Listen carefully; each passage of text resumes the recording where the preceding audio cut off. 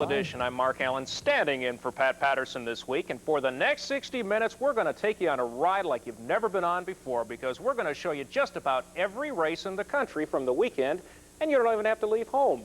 One of the biggest shows going in was the Winston Cup stop in Talladega, Alabama. The Fords were off their strongest performance of the year at Pocono, and they were hoping to back it up on Sunday afternoon. Jason Young has the highlights.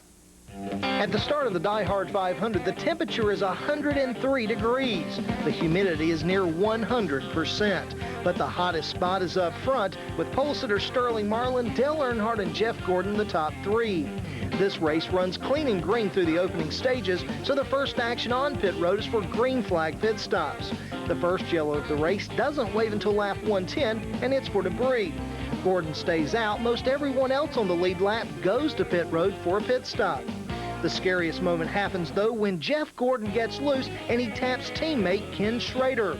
Kodiak driver Ricky Craven has nowhere to go, and off toward the sky goes Schrader. When the cars get stopped, Bobby Labonte, Lake Speed, Chuck Bound, Rusty Wallace, Todd Bodine, and a couple of others are all collected, and they're all done for the afternoon. Except for Schrader, who has a black eye, no one is injured. Here's what Schrader had to say right after the crash. I don't know if it took off when we hit the grass or what, but played sprint car, held on, head down, arms up. In the closing laps, Marlin has the Kodak Chevy on the point, while everyone else tries to figure out how to catch him. No one figures it out, and Sterling Marlin holds on for his third win of the season. All back there running good, and I just tried to, block inside and not let them get by. And the car drove the best, did it to last. Tony, Grunt, Larry, the whole crew did a great job. All the boys at the shop, and my hat's off to them. They give me a great race car. Sure, a lot easier to win from out front than the middle of that pack, though, isn't it? Yeah, it's hard once you get back there and get, in all the traffic. It's hard to pass, and the crew had some great stops, stayed up front all day, and everything went perfect for Kodak Chevy. Second goes to Dale Jarrett, followed by Earnhardt in third. Fourth is Shepard, and rounding out the top five is Bill Elliott. For On Pit Road Final Edition, I'm Jason Young reporting. And Jeff Gordon still leads the Winston Cup points, but Marlin just won't go away. Earnhardt is still very much in it, and the Roush drivers continue their own little battle for fourth. This week on the On Pit Road preview show, we'll talk with Jeff Gordon about life as the Winston Cup points leader. Still to come on Final Edition, Busch Grand National, Trans Am Modified, Straightliners, well, you get the picture. We'll also talk with someone whose name everybody in racing knows, and we'll take you to one of the richest sprint car races of the year. It's all ahead, so stick around. Eldora promoter Earl Baltus is a race that's not a sanctioned event, which means everybody who's anybody in the sprint car community comes out for a shot at the 50 grand, and the competition for the coveted crown is stiff. The Club All-Stars opened the two-day show with a race that attracts 45 drivers, some of them World of Outlaw regulars. It's Joey Saldana in the 77, a Club All-Star regular, who takes the point and puts a strong grip on it for a while. Kerry Masden has little to show for his night except that smoldering heap. On the restart, Jack Hodenshield in the yellow 22 is the man on the move as he takes over second place from Jeff Swindell. Hod is not closing on Saldana, but Stevie Smith brings out the yellow and sets up another wild child move soon after the green waves again. Somebody's got to blink, and it's not Hod, who takes the lead on lap 18 of the 30 circuits. That's the winning pass, and for the second year in a row, Hodenshield wins the All-Star portion of the King's Royal Weekend. Last year, that helped propel him to victory in the King's Royal, but what a mess in the first heat race Saturday. Bobby Davis and Ed Lynch start it. Hod and Sammy Swindell make it a bigger mangled mess. Lynch is okay, but through. Hod and Swindell have to run the C-Main. They advance there, but only Swindell will ultimately get to the feature based on a fast enough qualifying lap. That means the defending race champion, Hodenshield, goes home. It's Todd Smith and Saldana on the front row for the $50,000 to win race. And Joey does a little deja vu to get the early lead. A bit later, watch Steve Kinzer, and usually when the king passes a lesser known, in this case Kane, he puts a notch in his belt right away. But look at Kane refuse to bow before the master. Saldana is doing everything right until getting caught in slower traffic, and that opens the door for Dave Blaney in the number 10, who storms into a lead he never relinquishes. But he does have the best seat in the house for Rob Chaney getting sideways. That's Jeff Shepard wondering what he did to deserve the rollover, and Mark Kinser shows up for good measure. Now, Chaney has no brakes, so Kane's motorhome gets in the way. The best drive of the night goes to Sammy Swindell, who goes from 23rd to 5th in the final rundown. Kane's still in second, and Kinser wants it, but it's going to take him most of the race before he finally gets it. The Buckeye Bullet's got plenty of muzzle velocity to hold off any Kinser challenge for his second Kings Royal win. And for 50 grand, I guess I'd dress up that way too. The first one was kind of a, well, I'm not saying it was a fluke, but we kind of got given that one right at the end, and we run awful good tonight, I thought, and glad to win this one. We put a new motor in. It just didn't feel like it was doing what it needed to do, and you know, that's sort of things. Some of them come back and bite you, like getting started a little late. We didn't have enough motors. We just got one done, and didn't get a chance to run it and see how it was going to run. I had plenty of time on the rain delay to probably change it and thought about it, but when you put a new one together, you want to try to give it a fair shot too. So that's what we elected to do. And you know, I don't know if we could have ran him if we'd had anything else. And you know, he was pretty fast. I couldn't hardly ever see him wherever he's at. Kane takes third with Keith Kaufman fourth, and Swindell that great rally to get to fifth. And an update on injured sprint car driver Aaron Berryhill, who was badly burned in his lower extremities back in June. He had some more skin graft surgery this past week that was termed successful, and he wants all of his fans to know that he has every intention of getting to the Knoxville Nationals this year. Of course, Knoxville Raceway is known as the sprint car capital of the world, and this past week the Iowa track held its first ever Speed Week. But unfortunately, the celebration was mixed with tragedy. World of Outlaws racing quickly became meaningless Wednesday night when local campaigner Danny Young was killed by massive head injuries from a vicious flip, which included several other drivers. The 24-year-old racer was a standout in the 360 limited sprints and leaves behind a wife and daughter. Well, Danny was one heck of a kid, hell of a racer, and I just can't say enough for him. It's just unfortunate and tragic that something like this happens. But we all live with it every day in motorsports, and we're really proud that we hadn't had a problem like this for a long time. But we knew sooner or later it was going to happen. No matter what you do, they're safer than they've ever been. But these things do happen in motorsports, and I think our feelings are all with the family right now, and time's a great healer, and we just hope to have him back in the family with us before too long. The show must go on, and it did, with Andy Hillenberg putting on another good performance at this famed half mile. An early restart gives Steve Kinser the only opening he needs, as the STP driver made a slight error, and the 11 is gone for a hollow victory. Jeff Swindell, Dave Blaney, Andy, and Danny Lasowski are the leaderboard finishers. The 360 Sprint Nationals are always a wild show, and this one runs true to form in a heat. Randy Martin is not injured. Neither are any of these drivers after the finish of the C-Main. In the feature, Scott Whitworth and Dan Droude are at the front of the field through the entire first half. But pouring on the coals is the dude, Danny Lasowski, in the number 45.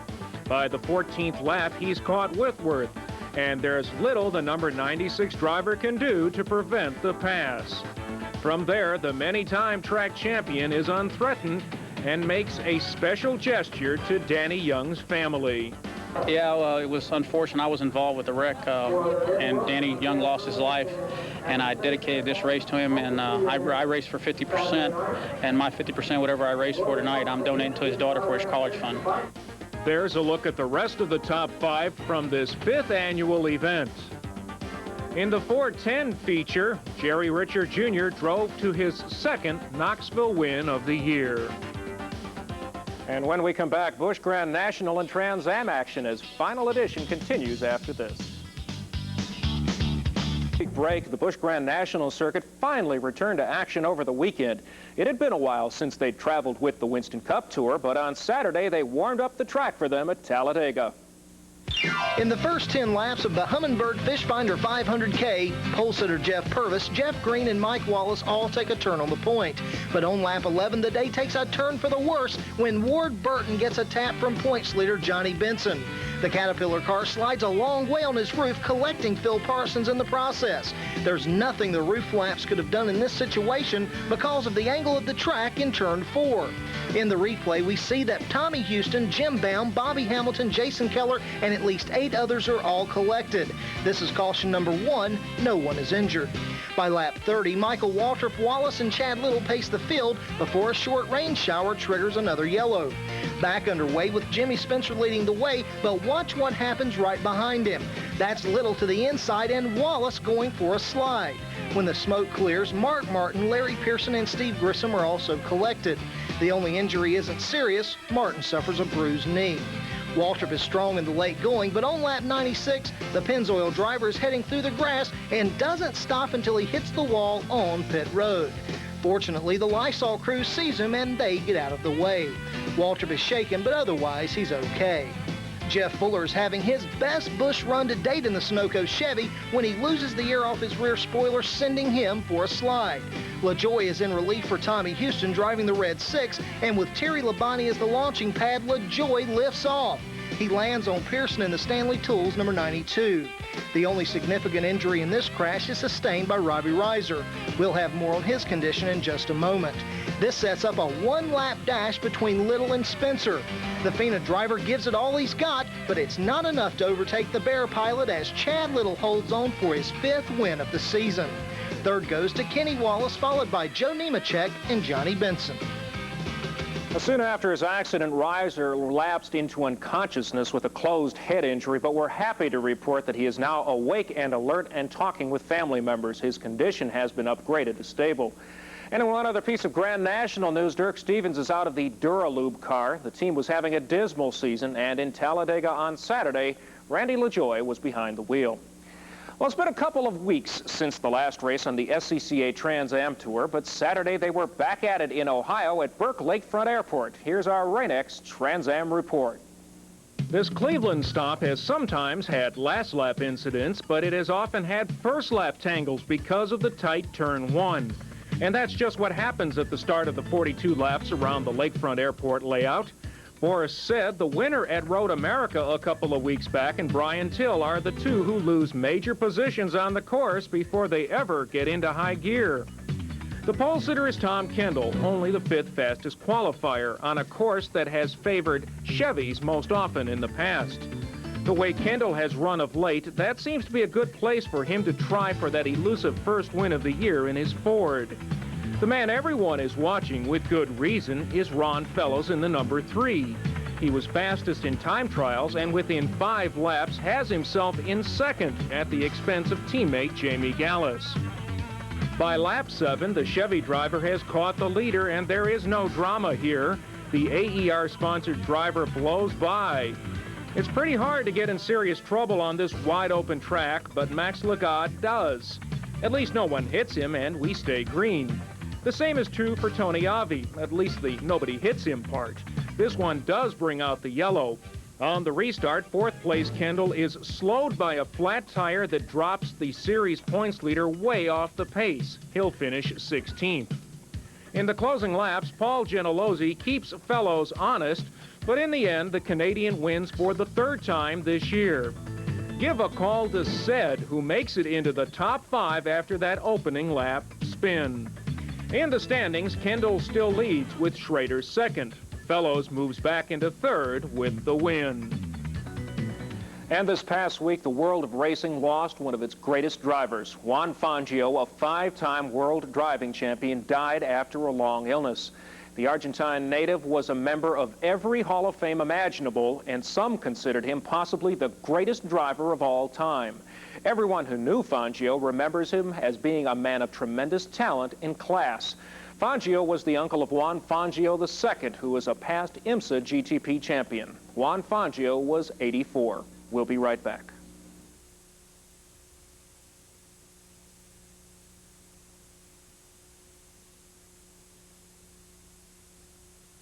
Strap on your seatbelts because we're about to take off. Besides the Midwest racing we've already shown you, there was lots going on the West Coast this weekend. Let's start with the Northern Auto Racing Club. It looks like it's going to be a long bend-em-up night on this second start when late into the opening lap, Sean Fenn and Greg DeCaris barely touch. Fenn's momentum is interrupted and Jason Statler puts Fenn in the fence.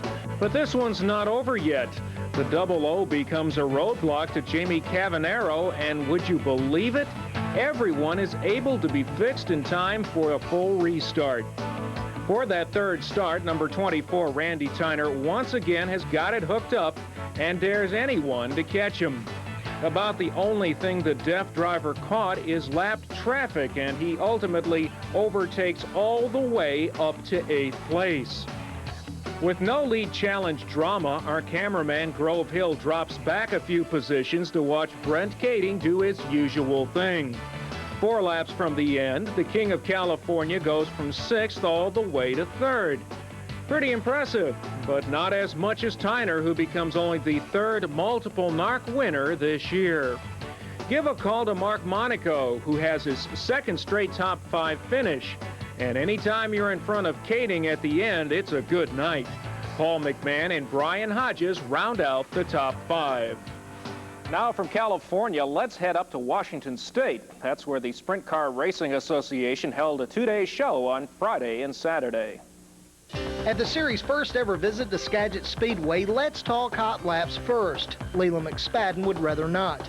The number 2 points man has frame damage to the front and rear axles. A Houdini job by his crew gets him fixed for qualifying. And how does the Tempe Tornado thank his boys? Well, so much for this first qualifying attempt. Leland's not alone, though, in the boo-boo brigade. Billy Beavert's in the number 9, and he'll be okay. It's feature time, and who's on the front row? Mike Kirby and McSpadden, who's made up for the 2 earlier miscues. The early leader is, of course, McSpadden, while a good scramble is going on for 4th between the number 1 of points leader Rip Williams, Corey Kruzman in the 45, who's won 3 of the last 4, and number 42, Alan Munn. Not bad for Kruzman, who started 12th. Lap 14, and the Ripper gets a hot foot from this small cockpit fire. That'll get your attention every time. McSpadden still stinking up the show when Bobby Miknovich pulls up lane right in front of Rick Zill and the leader. And the latter 2 continue without harm. Talk about lucky. While McSpadden's winning, Kruzman gets into 2nd for just a moment, but the wall contact deflates his right rear with 2 laps to go, and he'll limp in 7th. So McSpadden wins with Schumann 2nd, then it's Kirby, Klein, and Munn. Night number 2 in Washington State, and it's Kerry Foss on the pole, but it's Troy Klein who gets the jump early. McSpadden hasn't done anything dramatic before the feature. He saves all the best moves for when it counts. Laps 16 and 17 are the best of the night with the focus on the lead. The number 4 is Otto Jorgensen, but Klein is able to beat back Leland once. Next lap, and the 50 car finds the right opening, and that's it, as McSpadden wins the race and takes the points lead as Williams DNFs. Keeping it all on the family, let's check in on the smaller cousin of the sprint car. The USAC Western States Midgets Tour traveled to Bakersfield Speedway in California Saturday night, and here are the highlights. Talk about domination. Billy Boat has been invincible since the summer began. The 29-year-old Phoenix resident shared with 2 other drivers the record for the most consecutive USAC wins with 7. The other 2 standouts, Billy Vukovic III and A.J. Foyt. We just have an excellent team. You know, John Lawson, my corner, puts a great car underneath me, and Keith Coons, my mechanic, you know, has prepared a race car that not only hasn't had any mechanical failures, but the setup has just been spot on every night, and that's how we've been able to win 7 in a row up to this point. And in his heat, Boat seems poised to own the record himself with a narrow win over Larry Brown. In one of the other heats, John Sarna is merely a passenger after climbing over Hank Butcher's wheel. The start of the feature has Boat on the pole based on the top 6 inversion, and you could almost hear the groans over the roar of the engines. 8 laps in, 4th place pointsman Johnny Kofer heads off on the hook. The green flag gives Butcher a look underneath Boat, but the top position does not change hands, and this is getting to be old if you're not a Boat fan. A while later, with Billy doing that leading thing, Butcher and Rick Hendricks give the fans something to watch and stand up for occasionally. But Butcher's car will quit 3 laps from the end while second. So what happens at the end? It's Boat, and the record is all his. You know, now the pressure's off. We got the record. You know, if we take it farther from here, fine. You know, we're always going to be here to win every one. But if something happens, we don't. The pressure's kind of off, and we can just start another streak. A month ago, Hendricks flipped. Saturday, he's second. Sherman, Herman Sater, and Johnson get a top 5 mention. Boat continues to lead the Western States points. Don't go away, because there's a lot more to come. We've got Dash, ARCA, and the NHRA as Final Edition rolls on.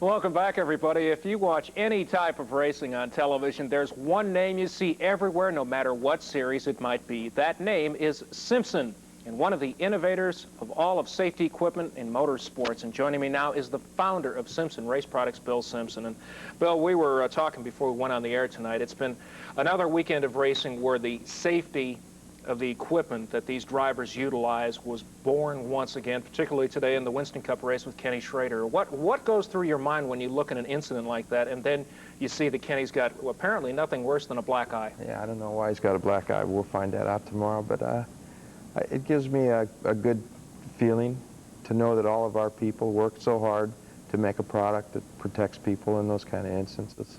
Now, you mentioned something interesting. You said he's got a black eye. We want to know the reason why.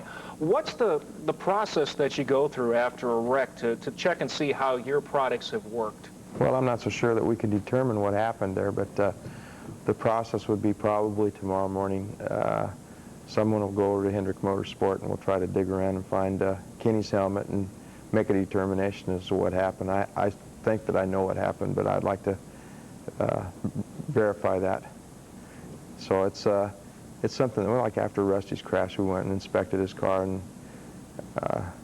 after you see something like what happened with Kenny Schrader today, you know how well that these guys are all doing their job, not just the fellows that work in my company, but the people that build Winston Cup cars, the officials in NASCAR, their undying perseverance, if you will, to make this sport much safer. Now we're looking at some of the many products that the Simpson Race Products produces, and it goes from belts to fire suits to gloves. I think many people who follow motorsports over the years know that you're not only an advocate, you are a zealot about using safety equipment, and not because you sell it. I think that's a misnomer that some people may have, but you are one of the most devoted and fanatical people about race safety of anybody I've ever known.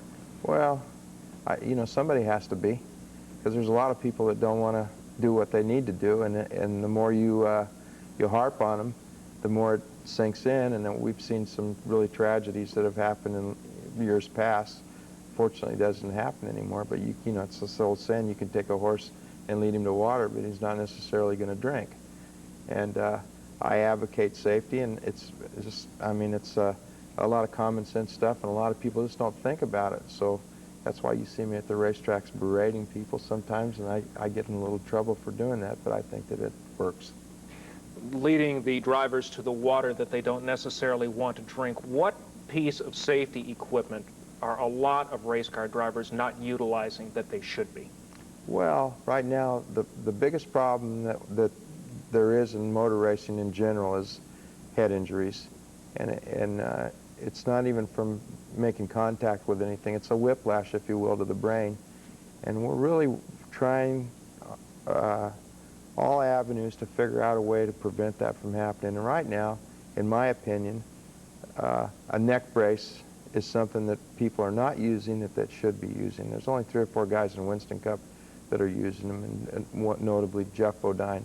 and he started using that device about 3 or 4 years ago. And I would like to see all racers use that. It's a real inexpensive device, but I really do believe that it could stop a lot of head injuries. Well, what about the head injuries, a number of closed head injuries that we've had this year? Now, you're working on something in the coming months that will hopefully develop into the next step in head protection? Well, we think that if we can prove what our theory is with these injuries, that all the associations will say, okay, you know, it's going to be a mandatory thing, that you can't race unless you use this product, whether it comes from Simpson Race Products or it comes from one of our competitors. So what we're doing now is we're engineering a crash device. We're going to build a track in Indianapolis that's about 500 feet long. We'll be able to accelerate a dummy in a cockpit confine, if you will, and he'll be instrumented, and we'll crash him into a cement wall at about 80 miles an hour. And as I told you earlier, the problem that we have with that is that the little car that we make, we're going to have to throw it away each time we do that.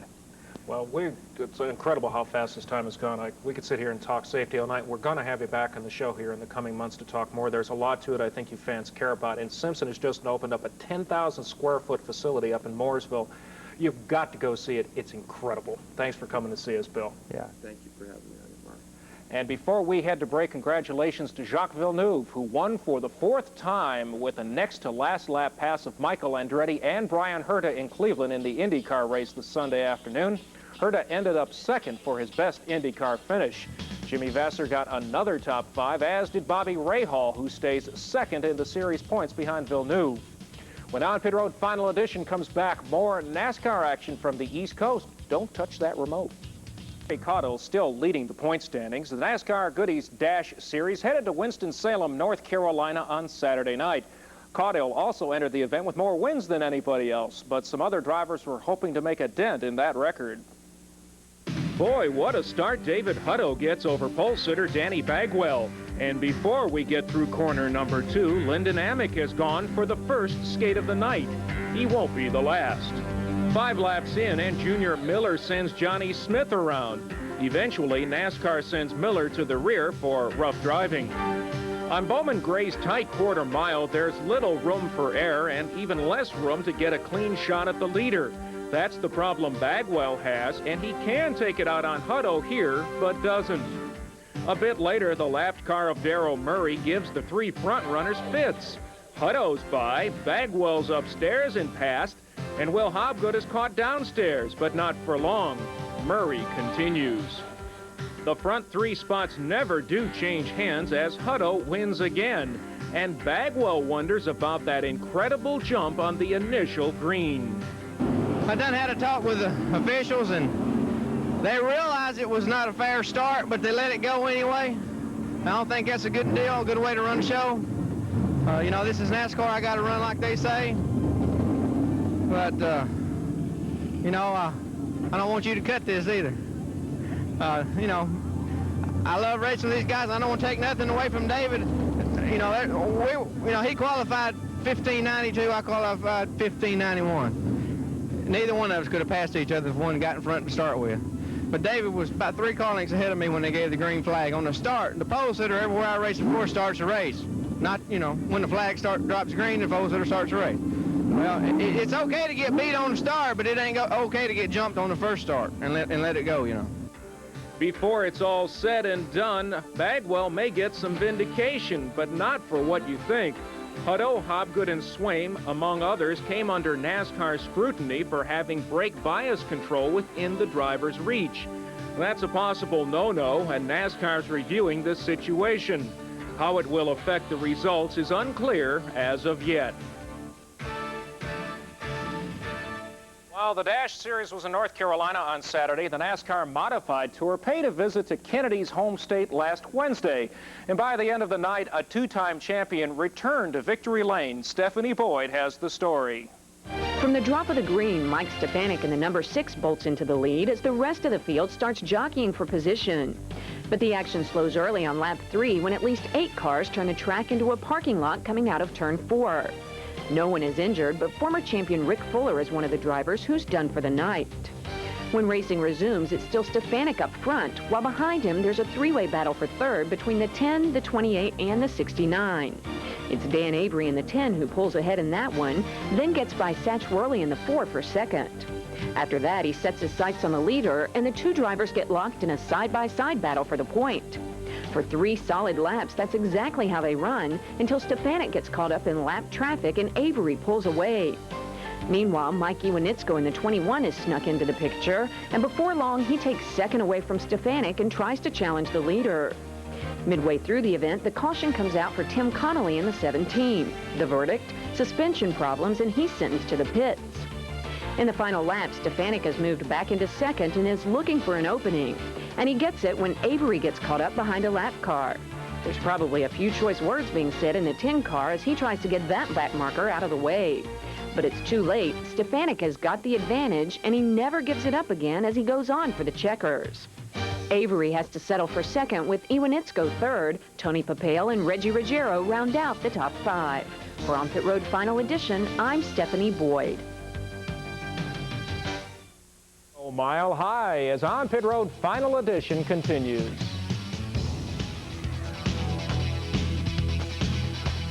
This wasn't the only major touring division that got a heck of a break over the past 3 weeks.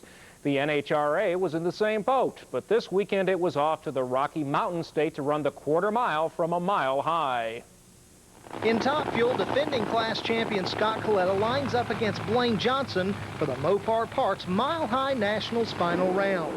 The American International Airways rail leaves the line first and never falters as Scott Coletta takes the win and takes over the points lead. His winning pass is a 481 along with a speed of 298 miles per hour. In funny car, John Force has the Castrol Pontiac ready to battle it out with Al Hoffman in the Western Auto Slick 50 machine. From the start, it's Force, and smoking tires by Hoffman seals the victory for John Force. The winning run is a 525, a tick over 291 miles per hour. I think it's really critical, and we watched it all weekend. In fact, we went way back to the 6th spot first round to see what Cruz could do, to see if we had to get around him to get that spot to stay in that good lane. It was critical here. And finally, in Pro Stock, there's a Johnson in the finals, but it's not Warren. It's son Kurt, who is winless so far in 95. He's taking on Jim Yates in the McDonald's car. The reaction time makes the difference as Kurt Johnson leads light to line for his first win of the 95 season. He turns in a run of 749 along with a speed of 183 miles per hour. And this is one of those times of the year for the ARCA series that it's not a good idea to get in trouble on Friday night because there's another show the next night. That was the case this weekend as the Stock Car Series ran a double dip. The first stop is at the Killcare Speedway with 150 laps the posted length. Defending series champ Bobby Bowser has his 21 on the pole and he's out front early. The only thing Bob Dodds and Randy Churchill have is a lap full of each other just past halfway. Bowser might have had a chance at a win, but debris cuts down a tire and he'll fall from the lead and the lead lap. Number 9, Eric Smith, accepts what the racing gods have dealt him, but he'll get some pressure for a few laps from Frank Kimmel and Marvin Smith. No relation. In the end, Smith takes his second career win in the Southtown Motorsports Ford and his second this month. Kimmel was 2 seconds back with Smith a close third. Blackstock and Hillenberg are 4th and 5th. Then it's off to Flat Rock Speedway with Joe Ruttman in the New Loop car on the pole. The night before, he's an early DNF with engine failure, but he'll be strong until Bowser jumps ahead in heavy traffic and he stays there for 25 laps. A couple of blown engines soon into the restart help determine the outcome as Bowser drifts high from fluid and Ruttman goes to the front. From there, Ruttman goes on to also claim his second win in a month. The other came in the NASCAR Super Trucks. The pole to victory run also nets a $6,000 bonus. Tim Steele is second, with Blackstock another strong finish in third. Marvin Smith is 4th, and Bowser is 5th. Not on us yet. We've still got more sprints, plus sports cars and stockers. And as we head to break, we'd love to hear from you about our show. What do you like? What don't you like? Here's the address where you can write us.